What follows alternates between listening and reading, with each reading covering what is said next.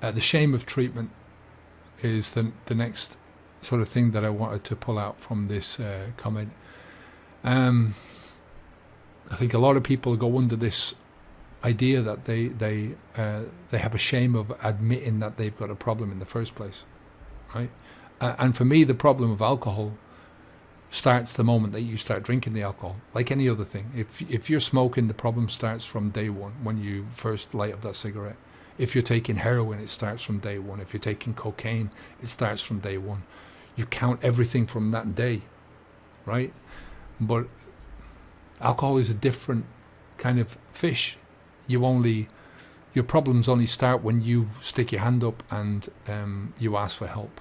That's when the problem appears in other people's lives, right? It's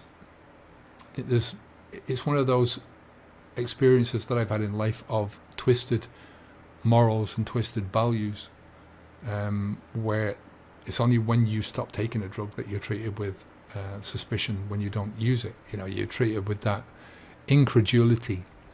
There's a lot of people that go through this.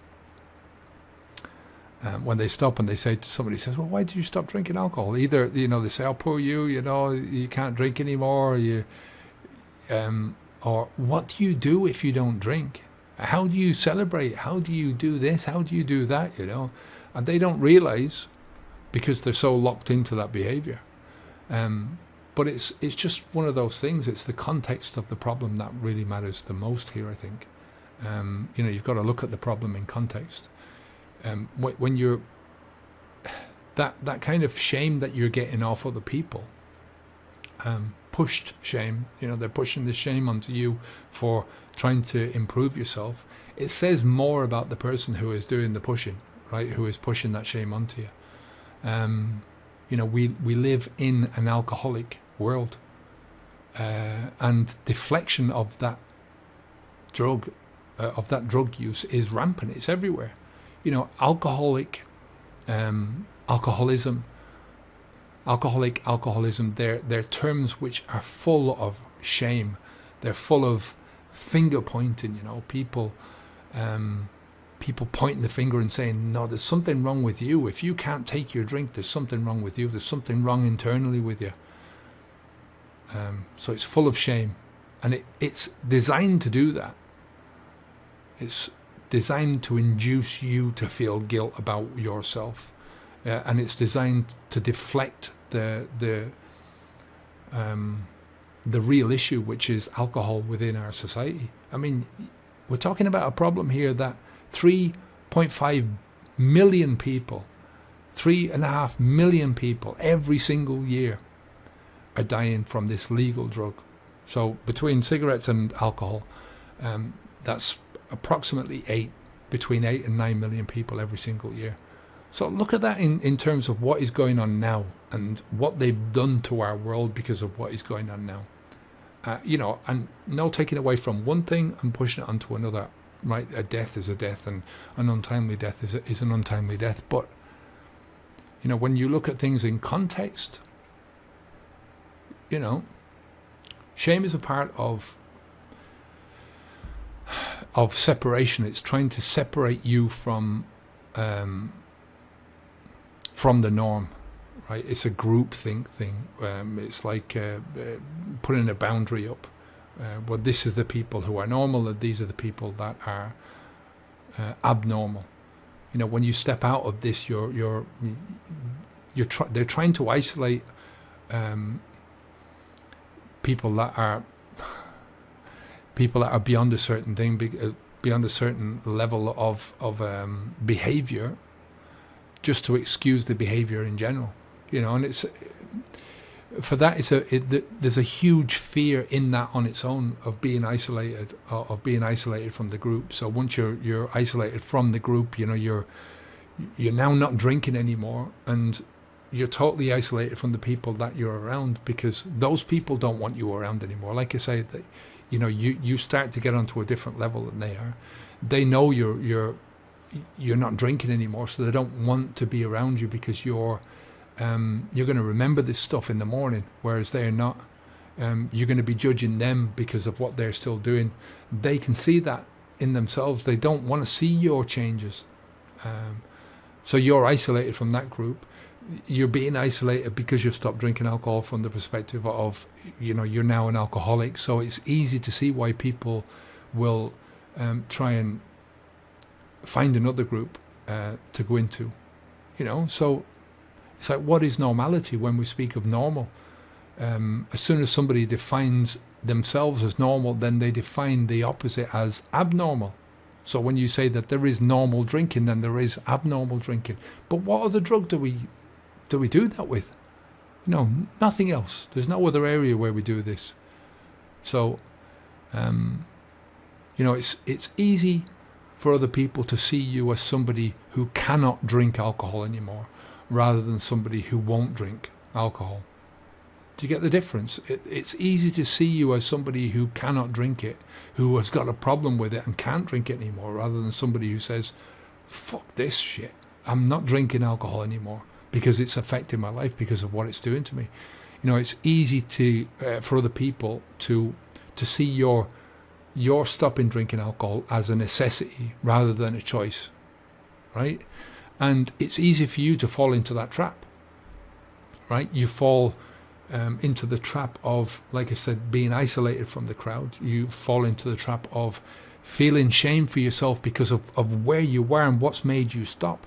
I mean, don't forget, most people who stop drinking are at that stage in their lives where they feel pain, and they're only doing it because they're in pain. And that pain almost always comes with guilt and shame attached to it because of what they've done and what they've said and all of these things that have been going around in their mind for years. So you've already got that shame attached to yourself. So it's easy for you to latch onto other people then and say, well, it must be true what they're saying to me, that I must be abnormal. Everyone's done things while they were drunk that they can feel ashamed of. I did. It's not living up to the way that you wanted to live. And like I say, you have that fear of isolation from the group, right? And you don't know where to start to change. You don't know what's going to happen next. So you've got that fear about the future, fear about stopping doing something that you've been using as a coping mechanism, you've been using as a crutch. Every time something bad's happened, you've had a drink and it sort of eased it off a little bit. Now you haven't got that, so you've got that fear as well. So it becomes easier to see yourself as damaged, right? Sometimes any diagnosis is better than nothing at all, even if it's a false diagnosis. At least it gives you a starting point. It's a quick connection that people make between shame and alcohol. It's a quick connection that other people can make because it makes them feel better about their own selves. When they see somebody who's said, oh, well, I've stopped drinking alcohol now, even if they see it. I mean, like I said, once you get into this journey and you start to improve your life, these people don't want to fucking know you anymore because they see the improvements and they don't want to see that, So, it's easy to escape into blame yourself, if you're in that position of pain, if you're in that position of being lost a certain amount of, you don't know where you're going, where you're coming from, to see yourself as an alcoholic. I couldn't help it. Instead of understanding that it's not you, it's just the behavior, it's what you've been doing to yourself, is that consumption and what that's been doing to you. It's nothing to do with the alcohol, right?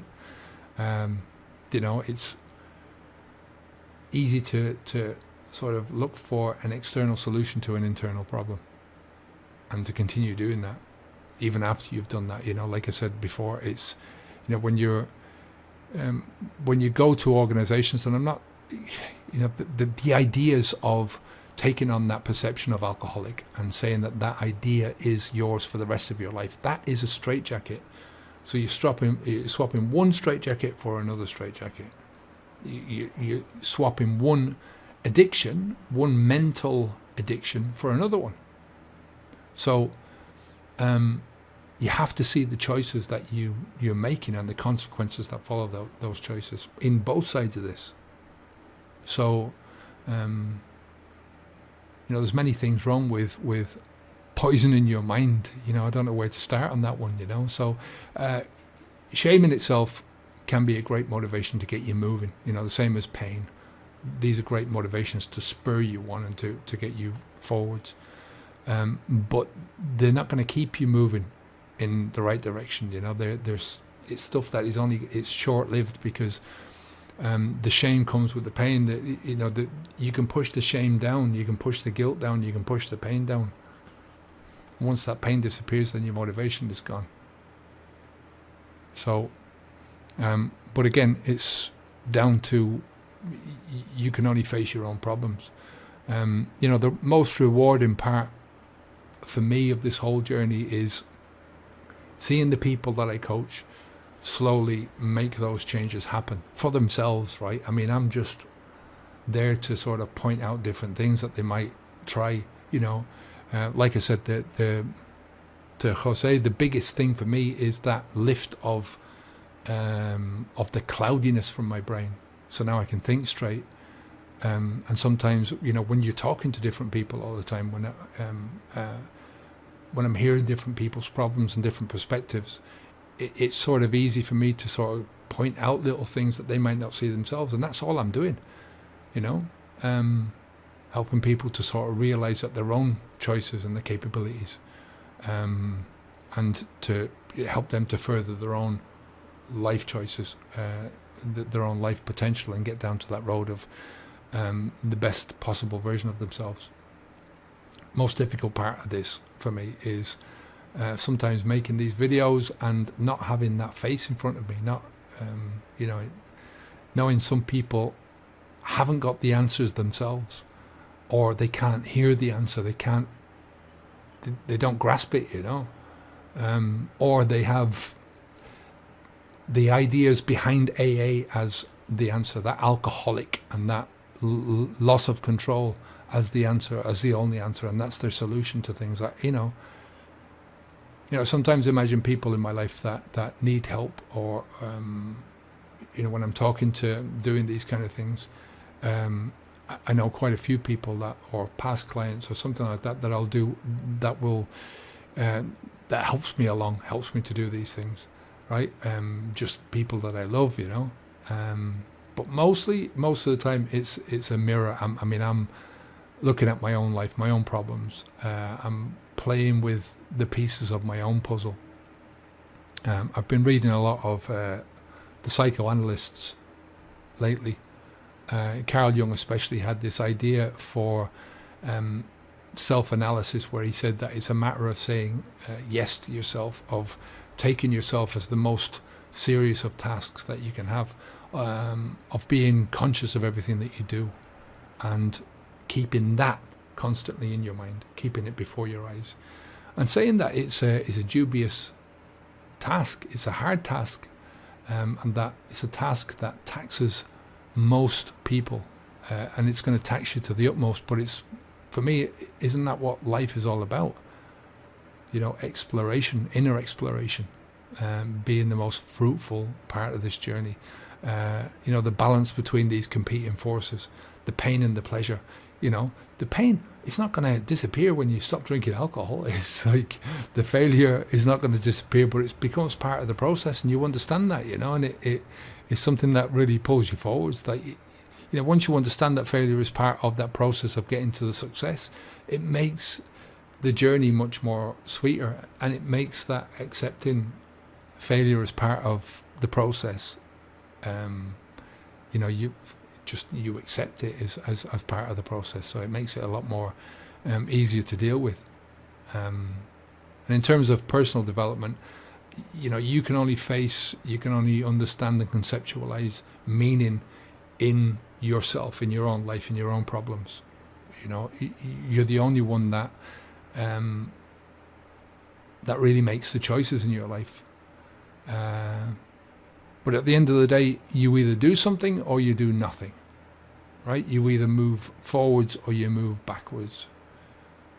Life is, you never stood still in life, not for long anyway. And you either live in pain or you work through the pain. You do something about it until you find the pleasure. And then understand, like I said, that pleasure is also a fleeting thing, but it's something that you will find more of as an underlying thing, you know, as an underlying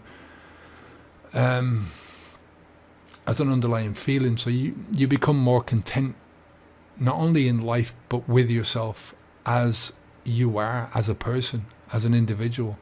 You know, you become happier with who you are, as you are. And as that journey progresses, you know, it's not all about trying to get to the next day and to the next level and to the next level. That's nice and it's part of the process, but it's not part of life. You know, life is enjoying it while you're here. You know, and I can say this without a shadow of a doubt, that all those years that I drank was just hiding from the things that I should have been doing. Like I said, there's no point in going back and thinking anything other than that's just the way it is. But that's just the way it is. So, you know, you have to allow the choices in your own life to, you know, other people are going to try and bring you down, and other people are going to try and force their own opinions on you, but they can't do this until, you know, unless you allow those choices to happen. So